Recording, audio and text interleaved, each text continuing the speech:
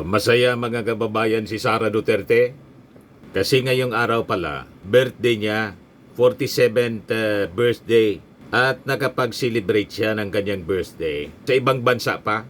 First time mga kababayan in Netherlands.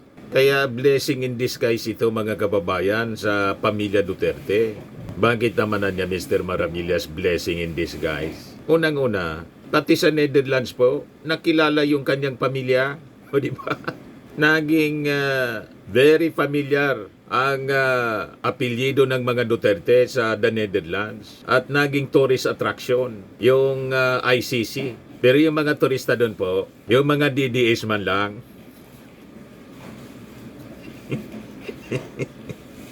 Then nakatulong sa local tourism ng the Netherlands. Kasi ang tourist attraction, si Digong. Lang, hindi nila hindi nila makita personal. Kaya yung ginagawa ng mga DDS po, yung mga pictures ni Digong, yon ang kanilang karga-karga. Pati si Robin Padilla po. Standing nakaupo.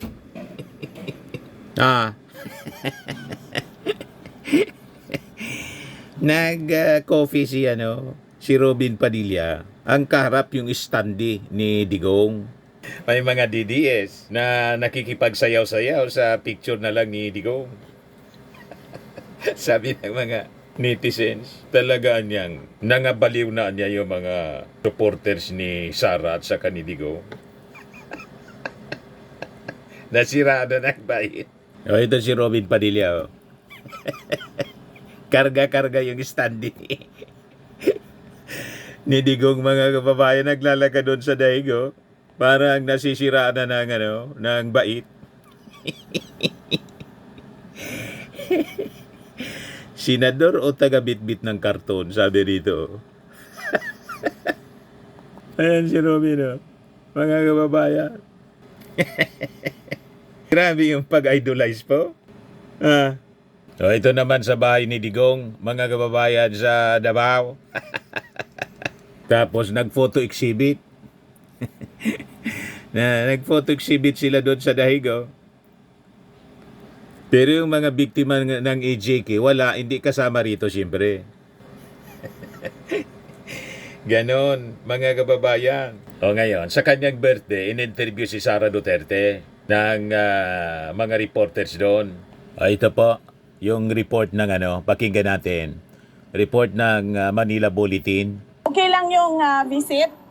Na-late kami kanina, so 30 minutes late kami. So isang oras na lang yung nagawa namin sa pagbisita namin. And pagdating namin, nag-aantay na siya. And masaya siya nung nakita niya kami kasi alam niya na nandun kami to celebrate pre-birthday with him and with my mother. Ano ma'am?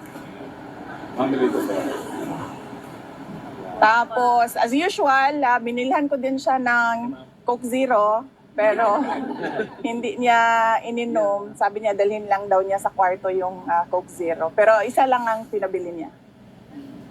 Meron daw ba kayong mga news from the Philippines na na-share sa kanya at ano yung mga reaction Si sa Harry mga Roque news na dala-dala niyo?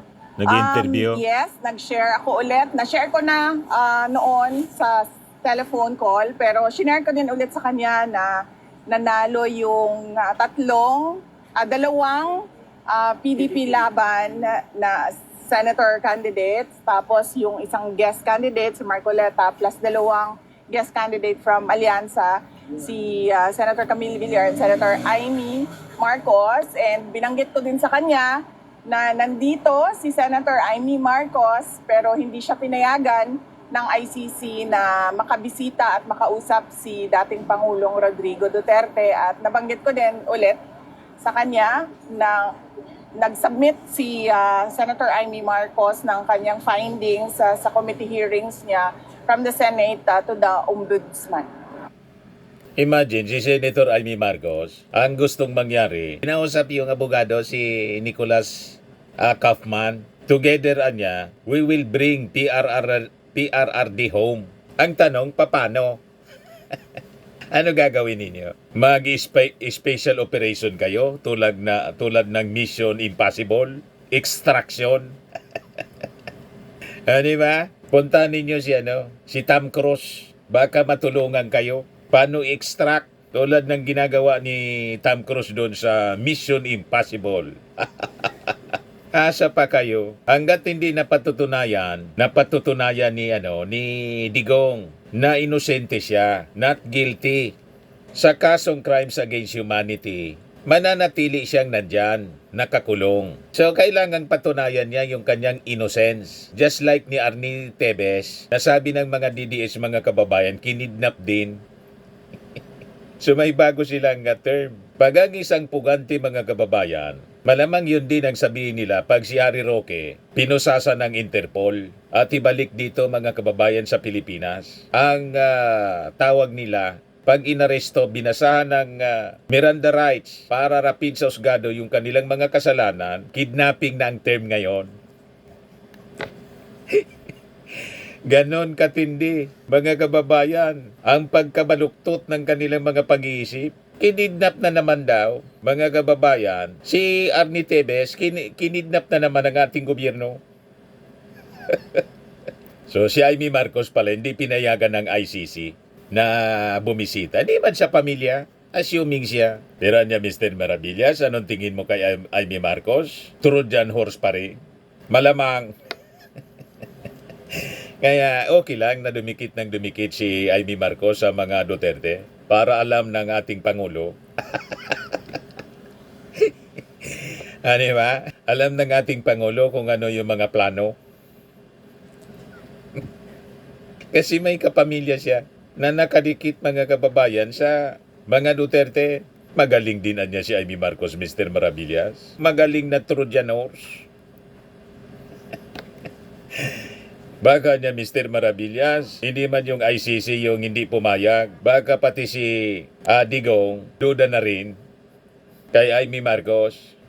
Kaya hindi siya kinausap. Di natin alam. Sila lang ang nakakaalam niyan mga kababayan. Anyway, kung tuluyan na si Amy Marcos talagang inabandon yung kanyang pamilya, so be it. Di ba? At pinagpalit ang ating Pangulo sa mga Duterte. So mas matimbang sa kanya. Choice na yan. Choice niya yan mga kababayan. Basta tayo po consistent sa pag-suporta sa ating Pangulong Bongbong Marcos. Kasi kitang-kita naman po natin kung sino yung tama. Itong mga aligasyon po ni Sara Duterte laban sa ating Pangulo at sa administrasyon, lahat po peaceless defense mechanism niya. Gusto niyang ilihis ang mga isyu sa totoong dapat pinag-uusapan ng ating bayan, yung kanyang mga kalukuhan na ginawa. Di ba po? Hindi niya kasi kayang sagutin ng diretso. Yan mga sinasabi niyang parte siya ng 88% daw ng mga Filipino na gustong harapin niya ang impeachment charges. Saywar. Yan malinaw na saywar mga kababayan. VP, bukod po dyan, 88% po ng respondents sa SWS survey ang nagsabing mahalagang harapin ninyo ang impeachment at sagutin ang mga alegasyon. Para raw malinawan ang publiko at malinis ang inyong pangalan. Ano po ang masasabi niyo sa ganitong pananaw? Oo, I totally agree. Kasama ako dyan sa 88% na yan na nagsasabi. At ako ay parang thankful sa opportunity na malinis yung pangalan ko at masagot yung mga akusasyon sa akin. Thank you po sa sagot. Wala ka man talagang choice kundi sagutin. Pero kung totoong gusto mong sagutin, noon pa sana. Sinagot mo na sana doon pa lang sa investigasyon ng Congress. Hindi mo man sinagot. Pinigilan mo pa yung iyong mga mga staff. Kaya nga sunod-sunod na itinakbo sa ospital kasi nanikip yung dibdib. Di ba? Yun ang nangyari. Ayan si Sarah. Last question po, napagdesisyonan po ng Senado na ilipat sa June 11 ang simula ng impeachment hearings. Gusto lang po naming marinig, paano ninyo po tinanggap ang balitang ito at ano po ang epekto dito sa inyo, kung meron man? Wala naman siyang epekto sa akin, no? Nag-iisip lang ako kung ano yung epekto nung delay doon sa kaso. Pero iiwan na natin yan sa mga lawyers namin sa defense impeachment lawyers para pag-isipan kung anong posibleng epekto nun sa kaso kung meron man. Ito pa yung interview ni Harry. Actually, Presidente, Unang-una, nagpasalamat siya at pangalawa, sabi niya gusto nga daw niya sana makausap si Senator Amy kaso hindi nga daw payagan. Pero sabi niya there will be another time for that. Ngayon, ang sabi, yung ICC kasi, only relatives tapos yung mga abogado ang allowed na bumisita. Gusto sanang makipagkita si Amy Marcos. Kinausap pa nga yung abogado at sinabi mga kababayan na together niya, let us bring PRRD home. Ngayon, tinanong mga kababayan si Sara kung ano yung papel niya, papel ni Amy Marcos. Kasi, di ba nakipagkita siya kay Attorney Kaufman? Sabi ni Sara, wala man na niya. Wala mang papel sa kaso ng kanyang tatay. Ay wala pong role si Senator Amy. Either sa defense or doon sa ICC prosecution case, wala pong role si Senator Amy Marcos. Moral support man lang siguro. Pampalakas ng loob, mga kababayan. Si Digong po, reside na sa kanyang kapalaran, kanyang destiny. Ayan yung sabi ni Digong, mga kababayan. We are all ruled by destiny, and I am here because of my destiny, whether rightly or wrongly. Hindi rightly, kundi wrongly. Ay mali pala, rightly pala, hindi wrongly. Yung destiny niya, tama lang yung destiny niya na napuntahan dahil kasi nga po, ay mali siyang ginawa kasi. At kung halimbawa yung paniwala niya, tama yung kanyang ginawa, dapat madesisyonan po ng International Criminal Court kasi dyan po siya pinailan ng kaso ng mga naging biktima ng war on drugs niya. And ready naman siya, sabi niya noon, ready siyang mabulok. So walang dapat ipag-alala. Mga kababayan, yung mga supporters ni Digong, pati yung kanyang anak na si Sara Duterte, lahat sila. Kasi this is the wish. Ito yung mismong wish ni Digong. Mabulok niya ako. Ready siyang mabulok. Ito na nga po. Kaya tama yung kasabihan po. Be careful of what you wish. Be careful of what you wish for. Because you might just get it. Ganon. In what you say. Sabi ni King Solomon po sa Proverbs 13:3, a careless talker destroys himself. Kaya nga po nagkapatong-patong yung kaso ni patong-patong ang kaso ni Sara Duterte. Galing sa kanyang careless na pananalita. Ganon din yung kanyang tatay. Kill lagi. Yung mga ebidensya laban sa kanya sa crimes against humanity mula mismo sa kanyang bibig. O ganon din si Sara. Ngayon, tinanong siya tungkol sa issue ng reconciliation na sinabi ng ating Pangulo. Sabi ni Sara, marami anyang problema ang Pilipinas kaysa sa mga personal naming problema. Yang problema po ng Pilipinas, marami na nga. Tama siya. Kaya lang, dumagdag pa siya. Diba? Imbis na tumulong. Kaya doon sa survey po ng SWS, 93% ang nagsabi. Dapat niya si Sara magtrabaho na lang. 70% ang nagsabi na tigilan dapat ni Sara yung pamumulitika. Kaya yung sinasabi ni Sara na marami anyang problema ang Pilipinas, tama siya, maraming problema, dumagdag pa sila. Ito, natanong sa kanya, mga kababayan, yung tungkol sa reconciliation talks. Ma'am, any reaction po sa gusto ni BBM na makipag-reconcile sa mga Duterte? Sabi niya, ayaw niya raw ng gulo. Unang-una, hindi na muna siguro ako magsalita about reconciliation dahil hindi naman mahalaga siguro ang mga personal na problema ng mga tao. No? Ang mas mahalaga is yung taong bayan at yung bayan natin. Yes, ma'am. Thank you po. Ito ma'am, last question na lang kasi ito kasi yung usap-usapan ngayon. Ewan ko lang kung pwede to. Kasi game po si Attorney Rowena Ganson na maging spokesperson mo. Kasunod yan ng pagka talaga kay Attorney Abante bilang tagapagsalita sa ng House, while sa Malacanang nandiyan naman si Attorney Claire. Any comment po sa posibilidad na maging spokes niyo si Attorney Guanzon? Opo.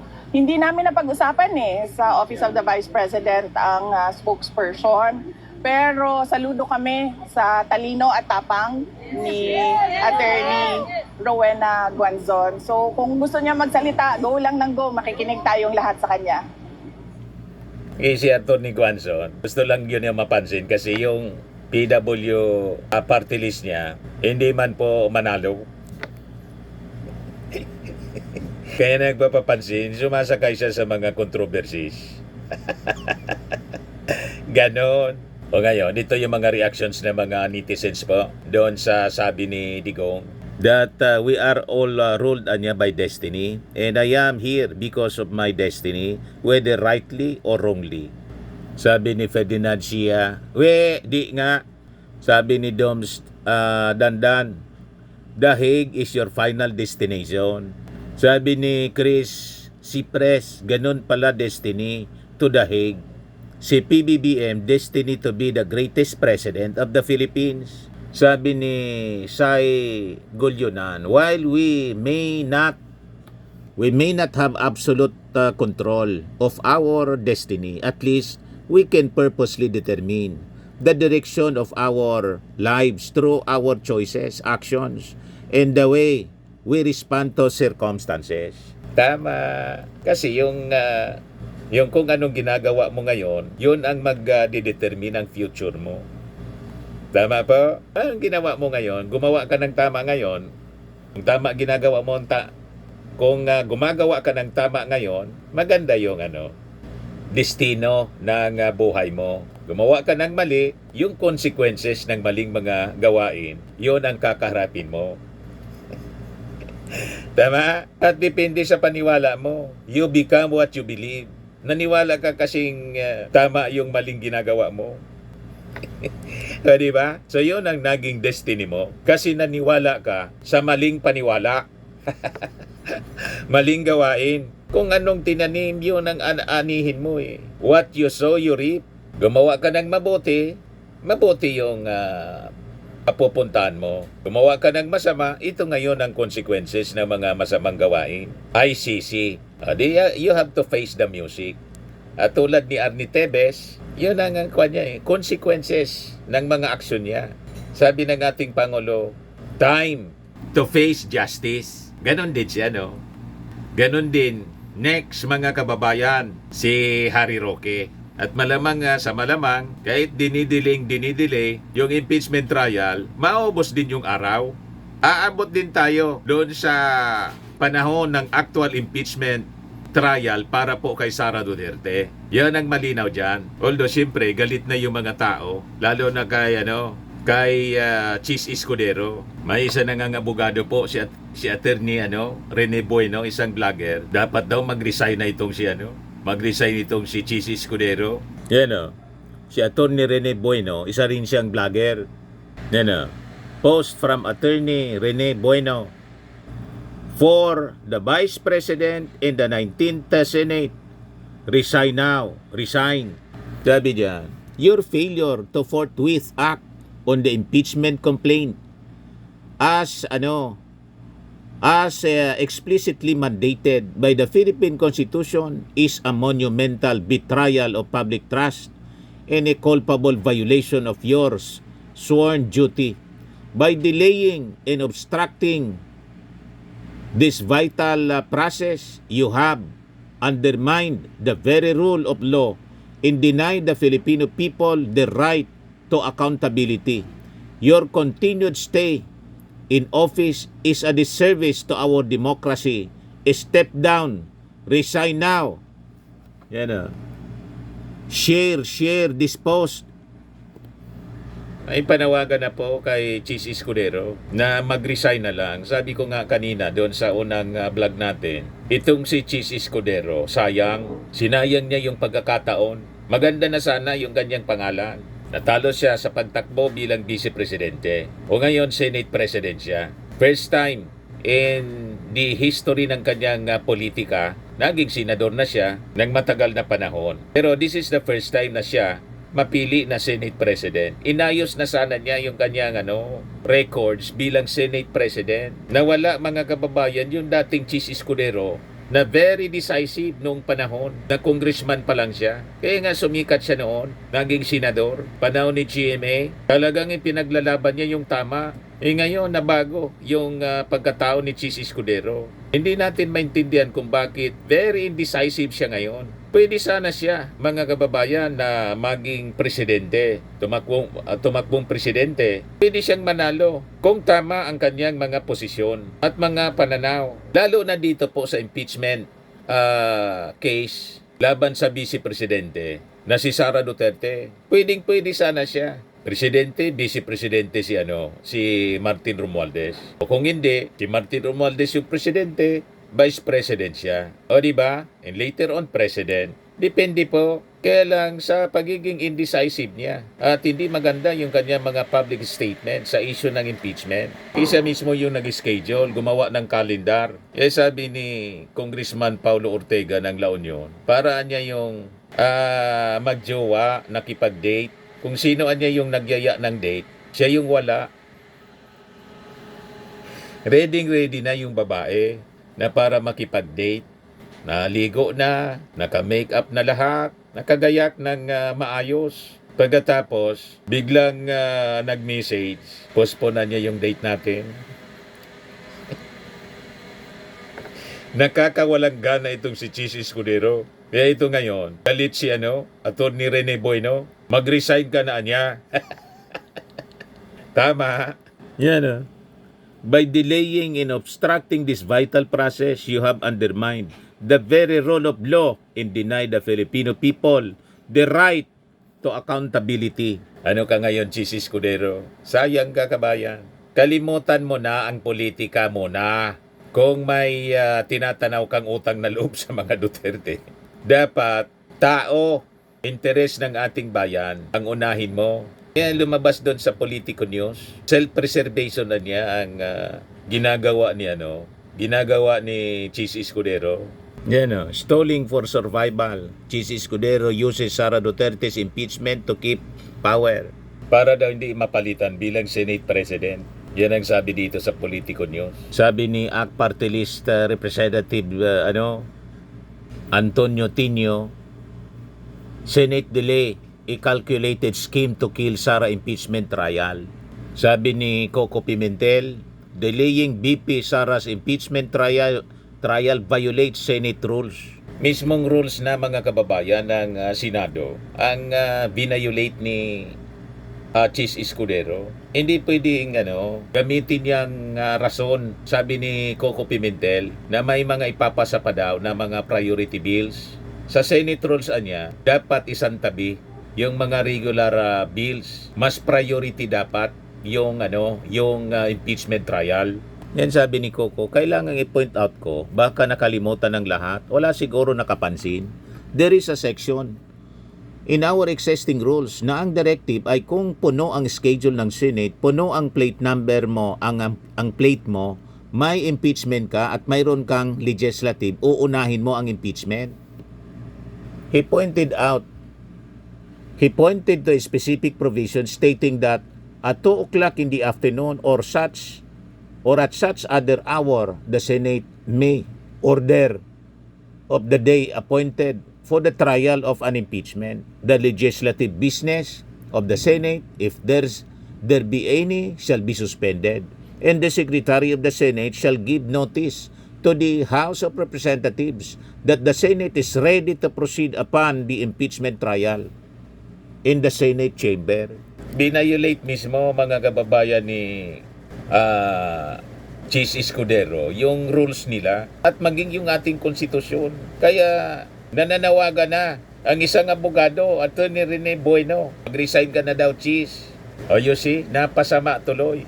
Mga kababayan, bumantot po yung politika ni Chis Escudero. 88% sa ating mga mamamayang Pilipino ang nagsasabi kailangan nang harapin ni Sara Duterte ang impeachment charges.